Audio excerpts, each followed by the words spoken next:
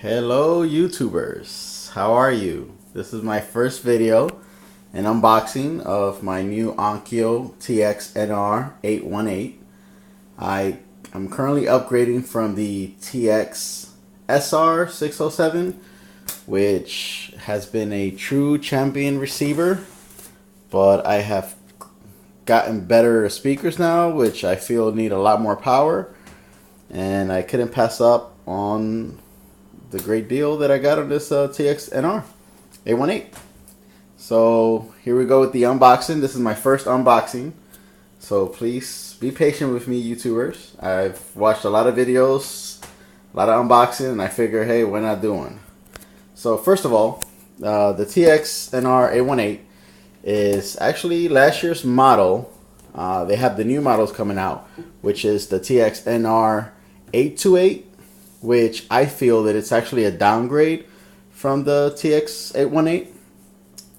And the one that's kind of comparable to it is the 929, which actually comes out in July. But I feel that with this, it'll last me a couple of years. It doesn't do 4K pass-through, which the new receivers does. Now, I don't know about you, but 4K TVs are still super expensive. I think they're in the price range of $8,000, $9,000. Sharp just announced one, Samsung, and they're way too expensive. For the prices to come down to an affordable price, we're looking 4 to 5 years down the line, which at that point, I'm probably going to get another receiver. Who knows? Once you get in this hobby, you're always upgrading. This does do 4K. It does scan and update to 4K, but the problem is nobody has seen how it actually works, so we don't know if it's good or not. It does upconvert to 4K, whatever signal, so which is good. So let's start with the box. This is here we go. This is the black version. All my equipment is black, so I figure go with the black version.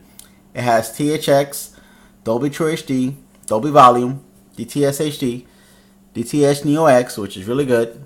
Odyssey. Now the reason I got this was mostly because of the Odyssey Multi-EQ X32, which is supposed to be the best that Odyssey has, which is the room correction. It's also HQV and QDO, which I think the 828 is missing one of them. It's got HDMI, which the 607 has, and also all the online music networking, Pandora, Rhapsody, Slacker, which the old one doesn't have, the 607. Again, the 607 is a great receiver. It still works. I'm still trying to find out whether I'm going to sell it or keep it because it's been so great for me. So let's begin with the unboxing. Again, this is my first unboxing. So, and I'm using my phone to record this, so sorry for the video quality if it's not up to par. Now, when I got the box, this was one thing that kind of worried me. The UPS guy he said it either happened in the truck, but he didn't really notice it when he picked it up. But I did, of course. And there's foam there, so I wasn't too worried. But if anything, he did make a note of it. So in case I do have to return it for any reason, hopefully I wouldn't have to, then I can go ahead and do that. Especially on the box, it says handle with care. Obviously, they didn't. Okay, here we go. Got the instructions to removing the box. Now this receiver is pretty hefty. I think it weighs about 43 pounds or something like that. First, we have the Onkyo remote, which I already currently have one. But again, this just looks a lot more sleeker. Supposedly, it had some of the buttons do light up, which the 607 does not. So it'll be good. But I currently do have a Harmony remote, so this will probably just sit in a drawer somewhere. Again, this is the remote. Typical Onkyo remote. Actually, Onkyo remotes are pretty good. I personally think so. We have the AM and FM antenna with the manuals. The black one is the AM. The white one is the FM. It's got batteries for the remote, which are always good. Now this is the last Onkyo I had the manual paper, but now it's online. You can either download it online or you have it here in the city, pretty much for all the Onkyo line, which is good, I guess. But again, the on-screen display is pretty much self-explanatory.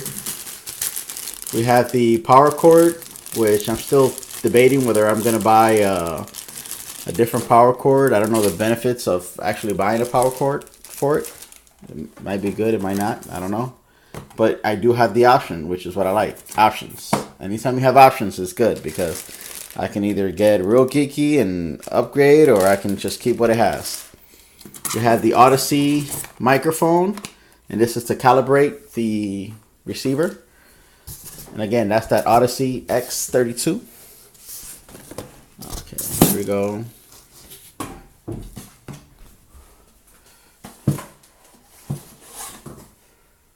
Okay, now this is pretty heavy, so I'm gonna have to use both hands to kind of lift it and carry it over.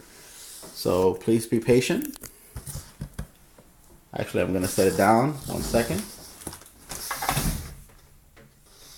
Let's see, where can I put it? Where you can still kind of watch me.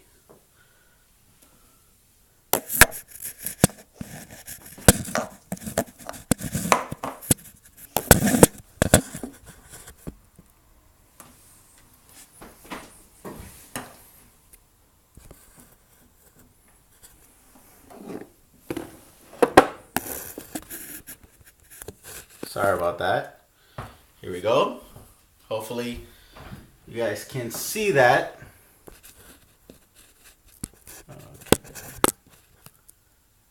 Okay, hopefully.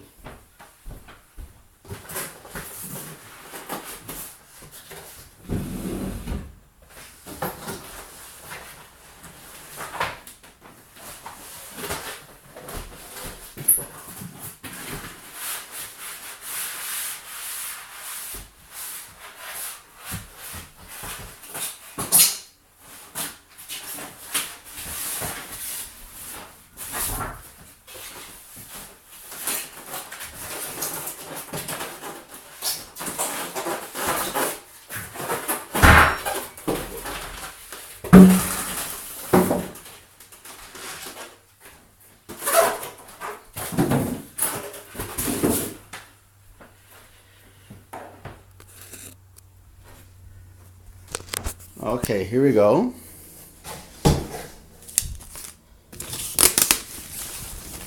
Oh, it's a beauty. Oh, staticky, which would be expected. Oh.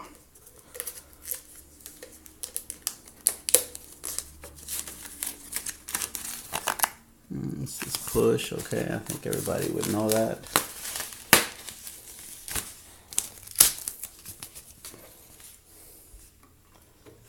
Okay, that is slick. Okay, here we go. We have the front. We have the standby buttons, on-screen display. Now this does light up. I think it's a cool white or a blue, I'm not sure. Haven't turned it on yet. I have seen other videos on it. But that is a nice feature. Adds a touch of elegance to the unit. We have the different buttons here to select the input. One of the nice things is this front port is the MHL port, which actually works very well with the modern cell phones. Before I used to have to get the adapter, which was good, but the last adapter I had kind of failed on me. And plus, if I had this, it'll up convert it. In the 607, the maximum output was 1080i, which I have a 1080p TV, which technically the TV will up convert it to 1080p, but I'm pretty sure it wasn't as good as this unit right here. But here we go. We have the setup mic right here. We have the auxiliary inputs, HDMI, MHL port right here, USB right here for iPod or whatever dongle you want to have, external hard drive. You have the D-pad over here where essentially you can select the menus. Zone 2, Zone 3, off, tone, monitor out, display. Okay, let's close that out. Spotify inside. This is the TX-NR 818. Let's go over to the side. This is where I'm guessing the dent was. There's nothing there, so I'm guessing it wasn't affected by it. Let's go over on this side. No dent there as well, which is good. So no dent here, no dent there. Good. Nice and slick looking receiver. Let's go over to the back to check out the inputs. Okay, here we go. We have the Ethernet port, another USB port. We have what I'm mostly interested in, because I do plan on getting a Motiva XP5 in the future to add to my surround sound, is this pre-out.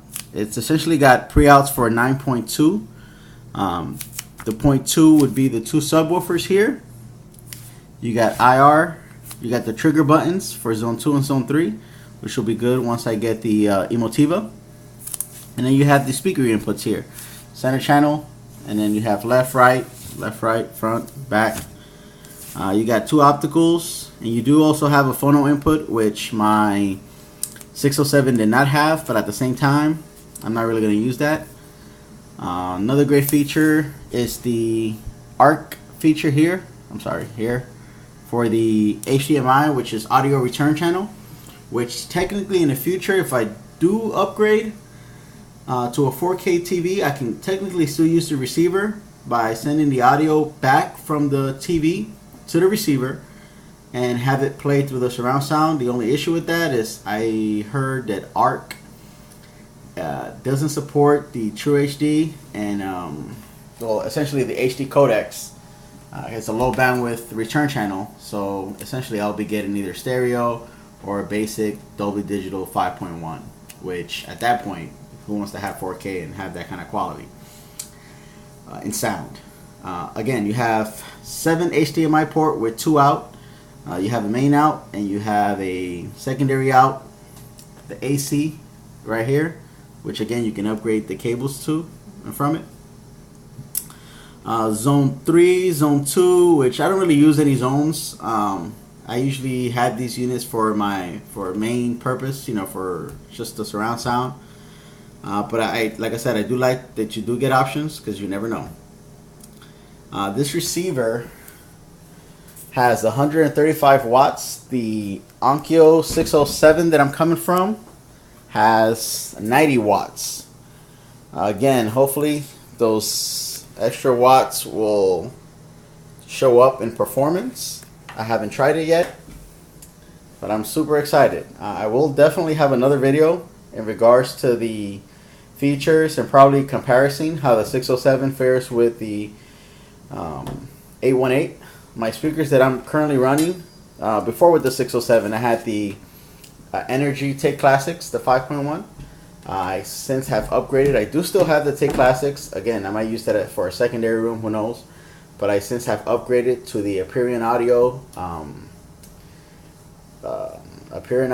Veris Grand tower, center, and bookshelf speakers. So I'm almost excited to see how that's going to sound. I will be hooking this up through Ethernet port. I know they do have a wireless dongle, but I just kind of prefer the solid connection, and I will be upgrading the firmware. I know the rule of thumb: if it ain't broke, don't fix it. But hey, I like to have the latest and greatest software. So whatever happens, happens, and if anything, I'll return it. Again, this is my unboxing of the Onkyo TX-NR 818, and I will have more videos to come. This is my first video and my first unboxing.